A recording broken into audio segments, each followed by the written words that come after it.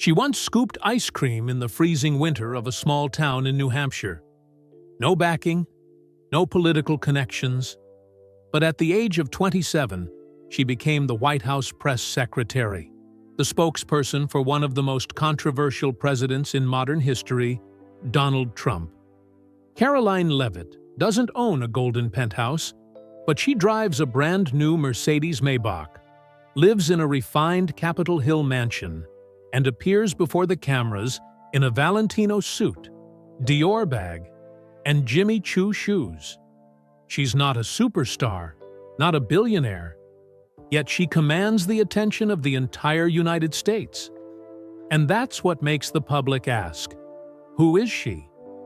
How did a 90s girl manage to step into the heart of American power and become one of Donald Trump's most trusted figures? This isn't just a story about lifestyle. It's a unique chapter about power, youth, and how America is changing. Let's dive into the real life of Karoline Leavitt.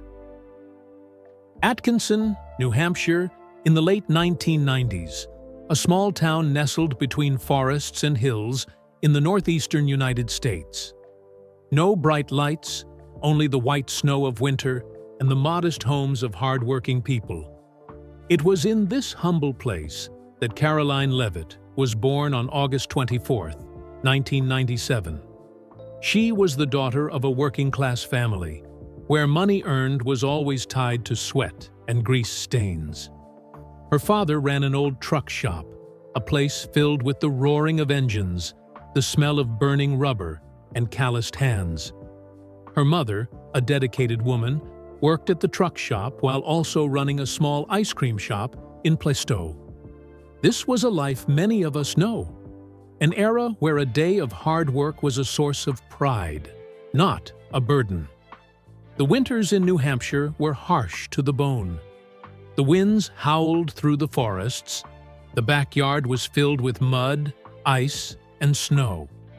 The ice cream shop was cold and empty. Its lights were on, but just enough to push back the darkness. In this setting, young Karoline grew accustomed to labor. She didn't complain. Her small hands, though cold and sticky with ice cream, scooped each serving carefully, as if she was packing her hopes into that metal spoon. But in her eyes, there always burned a fire, a strong desire for a larger world, a place where she was not just the girl behind the ice cream counter, but the one who could change an entire country. She dreamed big, but never forgot reality. From a young age, she understood that dreams had to be accompanied by action. Karoline didn't have an easy childhood. She carried buckets, wiped off grease, and learned to wash her hands with industrial soap before she even mastered the alphabet. In that Roman Catholic family, she was taught that hard work was a form of faith, that faith wasn't just about prayer, but about tangible action every day. These values were deeply ingrained in her: honesty, discipline, resilience. Her family wasn't rich, but it was always full of sacrifice. Every evening, the family gathered to read prayers before a simple meal. Every weekend, instead of resting, she went to the junkyard with her father and to the ice cream shop with her mother. She wasn't a pampered child. She was an essential part of the family's daily grind. And slowly, from hardship, a steely will began to take shape. She began to stand out at Central Catholic High School, not only for her good grades but also for her seriousness and discipline.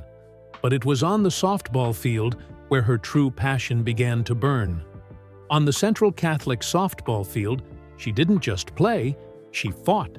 Each swing of the bat was a challenge to fate, a declaration that she would not remain trapped in the cycle of the small town, where dreams were often buried beneath the winter snow. She didn't have a personal coach, no modern equipment, but she had a drive that many couldn't comprehend. For Karoline, softball was the only way out, the only opportunity to take herself and her family out of the dark abyss of poverty. She trained day and night, even in the biting cold, with sore hands and scraped knees. Then, in 2015, her efforts paid off. Karoline won a sports scholarship to St. Anselm College in Manchester, New Hampshire. It was an important victory, but not the destination. Even though she had entered the gates of college, she still had to work to survive. She worked as a waitress, wrote articles for hire, and was a media assistant, any legal job that would help her continue her journey. Softball wasn't just a game. It was my ticket out of poverty, Karoline once shared, her gaze filled with both pride and gratitude. That ticket didn't immediately take her to a world of glittering lights, but it opened the first door, taking her out of the small ice cream shop, out of the snow-covered town of Atkinson, and onto a path that few believed she could walk. The road to politics, to Washington, D.C., and eventually to the White House. When Karoline Leavitt arrived at St. Anselm College in the fall of 2015, she brought with her not just a backpack full of books, but a burning dream: to be heard, to prove herself, and to make a difference. The small Catholic college in Manchester, New Hampshire, may not have been Harvard or Yale, but for Karoline, it was a launchpad, and she intended to make the most of it every second. At that time, the United States was entering a period of deep division. The 2016 presidential election, with the unexpected rise of Donald Trump, ignited debates among college students like never before. While her friends argued about immigration decrees or the building of a border wall right in the dorm rooms, Karoline did something different. She sat down and wrote. Regular, strong opinion pieces began appearing in the student newspaper, where Karoline defended Trump's policies, even the controversial decisions such as the 2017 travel ban. She wasn't afraid to criticize the biased media, nor did she shy away from the hot-button topics. Her articles sparked protests from some students, but they also forced them to pay attention. Karoline wasn't just a student, she was a voice. "I'm not afraid of criticism. I'm afraid of not speaking the truth," she once wrote in an essay that stirred a lot of buzz. It was from those words that a path began to unfold. In 2018, while her peers were busy looking for summer internships, Karoline surpassed hundreds of candidates to secure an internship at Fox News, a prominent network within conservative circles. But it didn't stop there. She was also accepted into the White House Correspondence Office. Imagine this: a 21-year-old college student, blonde, petite, sitting in the most powerful building in America, drafting responses to citizens' letters sent to President Trump.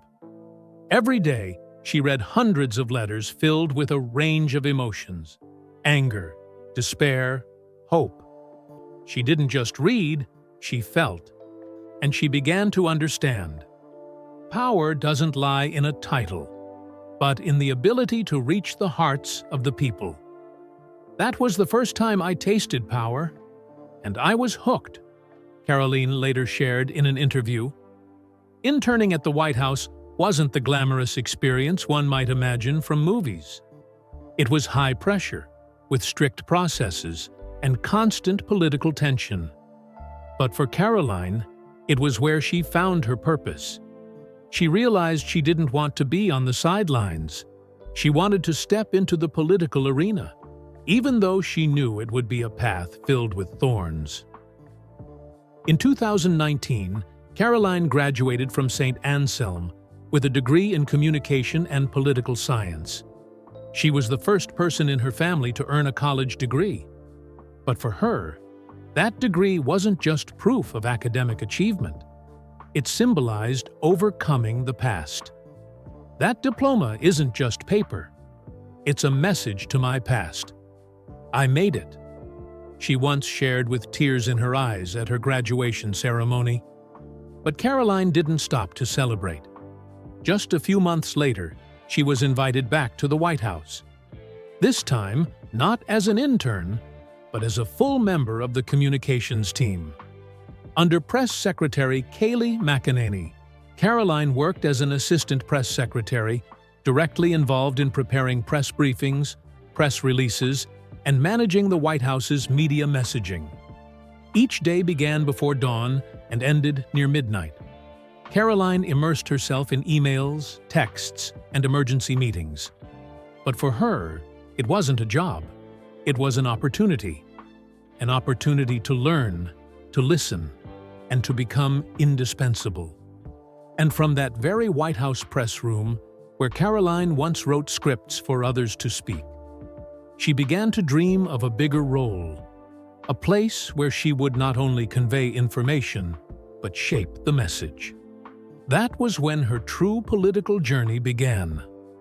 And from that very White House press room, where Karoline once quietly prepared scripts for others to speak, she began to dream of a bigger role, a position where she would not just convey information, but shape the message. That was when her true political journey began. Leaving the White House at the end of President Trump's first term, Karoline stepped out with invaluable experience and a clear determination. She didn't want to remain just a behind-the-scenes player in the corridors of power. She wanted to step directly into the political arena. In 2021, at the age of 24, she took on the role of Director of Communications for Congresswoman Elise Stefanik, a close ally of Trump and one of the most prominent conservative figures in the House of Representatives. It was an important role. Karoline was no longer just reporting the news. She was designing strategies, coordinating messages, and facing off with the mainstream media. With a calm demeanor but sharp words, she quickly earned the media's nickname as the new gatekeeper of conservative information. But Karoline didn't stop there. She wanted more. She wanted to challenge herself in the arena of voter politics. And in the summer of 2021, she announced something few would dare to imagine. She was running for U.S. Congress, representing New Hampshire's 1st District in the 2022 midterm elections. At 24 years old, no legislative experience, no traditional political backing, but Karoline had something that not every candidate had: a firm belief, an unwavering fighting spirit, and a large base of loyal supporters from the MAGA movement. She walked door to door, knocking on homes in the coastal towns from Portsmouth to Dover. She didn't shy away from debates. She wasn't afraid of the media's questions. With a powerful voice, Karoline condemned old-school politics, called for strong change for the working people, and declared herself the true voice of the new generation. "I'm not running to sit in a seat. I'm running to change the direction of this country," Karoline stated at a campaign rally in Rochester. Despite facing off against incumbent Congressman Chris Pappas, a seasoned politician, Karoline sparked a strong wave of support among conservative voters. She gained public endorsements from heavyweight Republican figures such as Senator Ted Cruz and Congresswoman Lauren Boebert.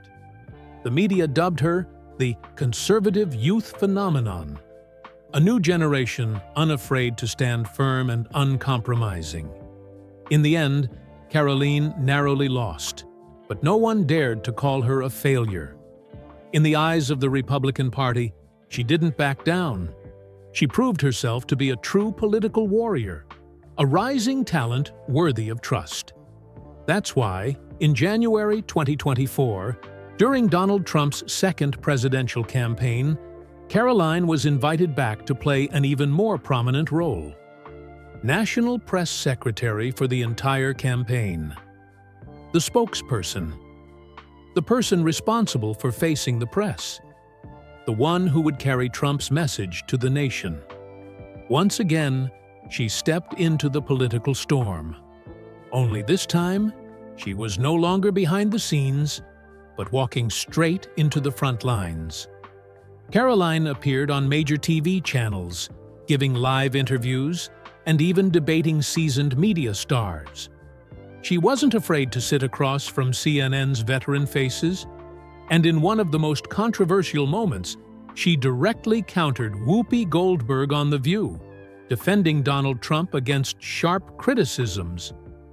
"If defending America and its borders is extreme, then I'm proud to wear that label," she declared on live television. That statement went viral on social media, attracting millions of shares. Her supporters hailed her as Trump's media shield, a symbol of the unyielding fighting spirit of the young conservative generation.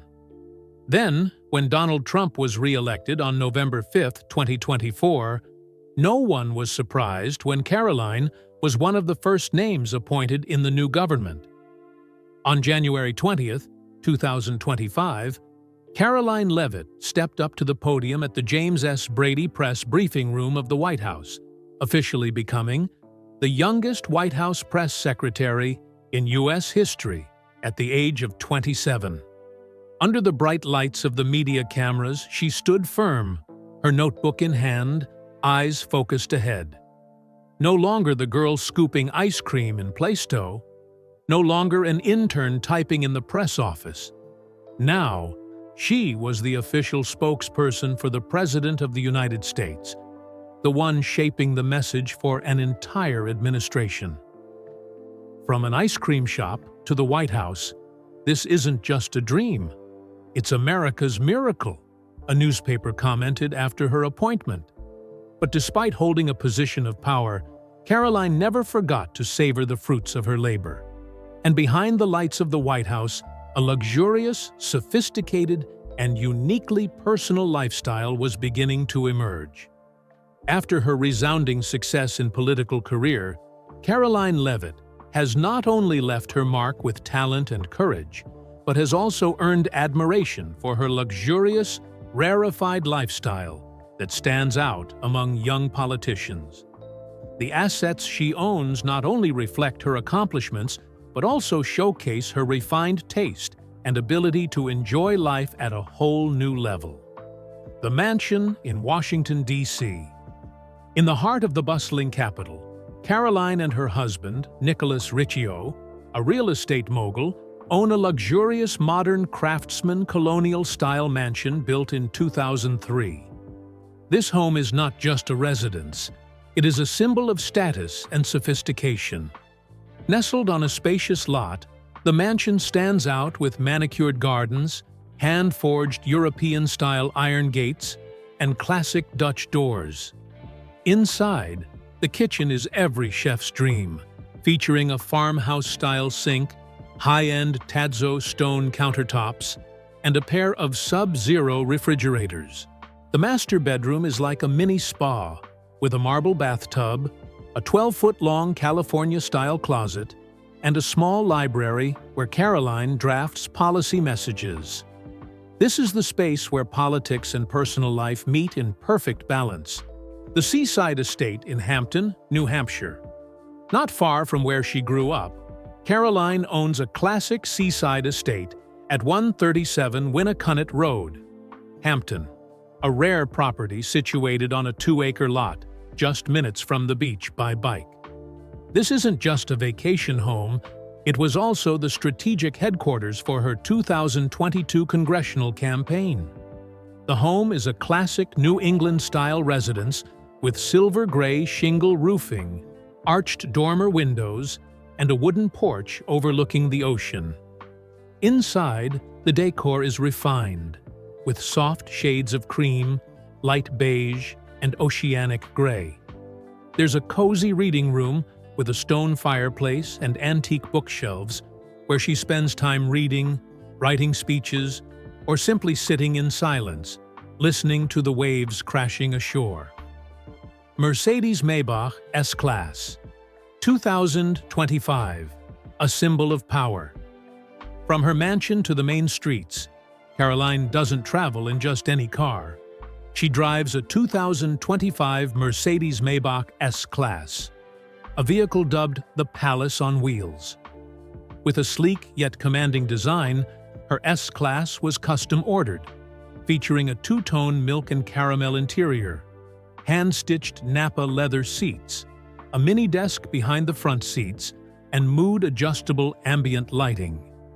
The Burmester 4D surround sound system and Level 3 autonomous driving technology allow her to fully relax on her drive from Capitol Hill to the White House. This is not just a mode of transport, it's a statement of living, an assertion of a young woman controlling the national message. Karoline once caused a stir on social media when she shared a moment of relaxation aboard a 50-foot yacht along the New Hampshire coast. A private, stylish getaway. Although there's no verified information that she owns a personal yacht, those images were enough to spark admiration. The sunbathing deck, minibar, and the breathtaking sunset scene evoke a lifestyle of luxury, where politics and enjoying life come together in perfect harmony. A fashion icon for the new political generation. Not only does Karoline own mansions, luxury cars, and yachts, but she also draws attention with her bold yet elegant fashion sense. Karoline Leavitt is also known for her refined and classy fashion. She is often seen wearing outfits from prestigious brands like Self Portrait, Louis Vuitton, and Jimmy Choo. Her elegant dresses, paired with high-end accessories like the Louis Vuitton Neverfull bag and Jimmy Choo Bing 65mm heels, create the image of a young, stylish politician. She also frequently wears a large cross-pendant necklace and a Gucci watch, reflecting a blend of tradition and modernity in her personal style. Karoline Leavitt's assets and lifestyle not only reflect her success in her career, but also showcase her sophisticated taste and ability to enjoy life to the fullest. Her wardrobe is a fusion of power, femininity, and the new era, where women don't have to sacrifice their personality to pursue politics, but rather use their personality to change politics. Karoline Leavitt is not just a political figure. She is a symbol of a new generation of Americans, resilient, confident, and unafraid to live large. The assets she owns are not mere numbers, but the result of dedication, discipline, and an unyielding drive for success. But behind the sparkling lights of wealth and fame, Karoline remains grounded, focused on wise investments, clear achievements, and a quiet compassion that doesn't seek the spotlight. When Karoline Leavitt stepped onto the podium at the White House as the youngest press secretary in U.S. history, she did not just mark a personal milestone. She marked the official arrival of a new generation, a generation that is unafraid to do politics, unafraid of criticism, and ready to stand at the center of power in their 20s. At just 27 years old when she took office in January 2025, Karoline quickly turned her role as the spokesperson for the president into a position with wide-reaching influence within both the government and society. She not only represented the voice of the White House, but also actively shaped the administration's message in her own style. Sharp, straightforward, and full of energy. One of the highlights of her tenure was opening the doors of the White House press room to independent journalists and social media influencers. This was not just a modern media move, but also a fresh perspective on how information should be conveyed in the digital age. For her, political messaging should not just live in print, but needs to be dynamic, interactive, and reach people across all platforms. One of the highlights of her tenure was opening the doors of the White House press room to independent journalists and social media influencers. This was not just a modern media move, but also a fresh perspective on how information should be conveyed in the digital age. For her, political messaging should not just live in print, but needs to be dynamic, interactive, and reach people across all platforms. Additionally, Karoline made a clear impact in supporting the implementation of controversial policies that were well received by conservative voters, such as the policy on determining gender based on biological sex in federal records. This was one of the most debated issues, and Karoline, with her natural confidence, had no hesitation in standing before dozens of cameras, firmly defending the administration's stance. Though she was often attacked, she held a clear principle. "I didn't come here to be liked. I came here to serve." This statement became a widely shared slogan, printed on T-shirts, mugs, and went viral across social media. Not content with just being a spokesperson, Karoline also demonstrated the acumen of a savvy investor. Together with her husband, Nicholas Riccio, a seasoned real estate developer, she built a significant investment portfolio. Though discreet about her personal finances, those in the real estate circles of Washington and New Hampshire know Riccio as a major player, with several high-end residential and profitable commercial properties. The couple is believed to own several rental apartments in the heart of the capital, each valued between $1.5 million to $2 million, located in prime areas and designed with luxury. In addition, they have invested in several vacation homes along the New England coast, utilizing short-term rental platforms to generate additional steady income. Their approach to building an investment portfolio that is both cautious and effective is a testament to their methodical financial management, not relying solely on political fame. What has earned Karoline even more respect is how she has remained connected to her roots. Despite living in the power corridors of Washington, she has never forgotten her small hometown of Atkinson. In 2024, she officially founded the Karoline Leavitt Softball Scholarship Fund at St. Anselm College, the school that gave her the opportunity to change her fate. The fund focuses on providing scholarships for young women from disadvantaged backgrounds, particularly those with athletic talents, but lacking the means to attend college. At the fund's launch event, Karoline emotionally stated, "I was once the girl scooping ice cream in the winter. Now it's time for me to help other girls hold their first bat." Her words caused the entire audience to rise and applaud. It was not just a speech, it was a promise to the next generation. In addition to the scholarship, Karoline and her husband donated $50,000 to the Catholic Church in Atkinson, where she used to kneel and pray every night as a child. The money was used to renovate the church's roof, install a new heating system, and open a free religious education class for local children. This is her quiet yet profound way of giving back to the community. However, not everyone agrees with Karoline's path. In 2025, when the administration proposed cuts to federal funding for some social programs, some opposing lawmakers harshly criticized her. Representative Dave Min even called her a Christian hypocrite. Karoline did not shy away. She responded directly on live television. "I fight for real values, not to please anyone." This candor has made her both fiercely loved and a constant subject of public scrutiny. But whether praised or criticized, no one can deny that, at under 30, Karoline Leavitt has built a solid image, both powerful and approachable. Sharp, yet full of compassion. Nonetheless, no success story comes without its challenges.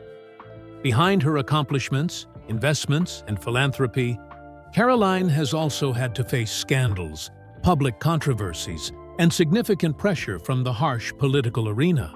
On the path to power, no one can avoid the turbulent twists and turns. For Karoline Leavitt, the brilliant light of political fame comes with the shadows of controversy, criticism, and pressure from all sides.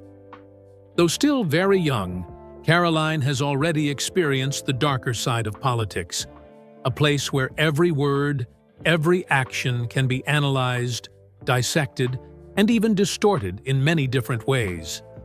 And the scandals in her career are the clearest evidence of that. One of the first controversies erupted after her 2022 congressional campaign. As an enthusiastic newcomer, Karoline ran a powerful media campaign that attracted a large number of supporters. However, After the election, despite not winning, a financial issue quickly became the center of attention. According to a report from the Federal Election Commission, her campaign was left with a debt of $325,000, with at least $200,000 being accused of exceeding legal contribution limits. For a young candidate just entering politics, this number immediately sparked skepticism. Karoline responded swiftly. In a public speech, she affirmed that all expenditures were transparent and that the campaign was working with legal advisors to resolve the issue. She also launched an online fundraising campaign urging the community to help pay off the campaign's debts. Surprisingly, within a few weeks, most of the amount was covered, mainly from loyal MAGA voters. "We don't need the elites to pour in money. We have the people behind us," she wrote on her personal page, receiving thousands of shares. Nevertheless, the issue left a blemish in the eyes of political observers and became a frequent target of attack from Democratic opponents. Shortly thereafter, in 2025, a new controversy flared up when the administration Karoline served proposed cuts to federal funding for several social programs, including housing and food assistance for undocumented immigrants. As the spokesperson for this policy, Karoline faced a barrage of questions from the press and Congress. Democratic Representative Dave Min did not hesitate to attack her directly on the floor of Congress, calling her a Christian hypocrite, referring to the contradiction between her religious faith and her firm stance on immigration policy. Karoline did not shy away. During a national TV appearance, she calmly but firmly responded, "I am Catholic, and I believe in compassion. But compassion doesn't mean we abandon the law. I fight for real values, not to appease political correctness." Her response divided the public. On one hand, she was strongly supported, seen as someone who upholds principles amidst the political storm. On the other hand, she was criticized as cold, rigid, and unwilling to listen to vulnerable communities. But one thing was certain: she was never bland. The most attention-grabbing scandal, perhaps, was her direct confrontation with Whoopi Goldberg on The View in 2024. During the discussion, when Karoline defended Trump's immigration policy, she was repeatedly interrupted and questioned by the show's hosts. But instead of backing down, she responded calmly and with gravitas. "National security is not an emotional issue. It is the first duty of a government," she said, before an audience deeply divided with emotion. That moment instantly became a media focal point. Supporters dubbed her a young warrior, while critics claimed she had hurt the immigrant community's feelings. But whether praised or criticized, no one could deny her composure in facing public opinion. Karoline understands that she cannot please everyone. But there is one thing she has never lost. That is her belief in ideals, in transparency, and in the path she chose from the days of scooping ice cream in the cold of Plaistow. Though scandals may come, though the media may scrutinize every move, Karoline continues to move forward, strong, resilient, and full of pride. From a young girl born in a small town in New Hampshire, who once stood behind an ice cream counter and carried a bucket to clean grease at a truck stop, Karoline Leavitt has written her own story. A story of belief, perseverance, and the desire to break free from fate. She is not just a politician. She is a symbol of a new generation, young, sharp, outspoken, unafraid of debate, and ready to face any challenge. And perhaps Karoline Leavitt's journey has only just begun.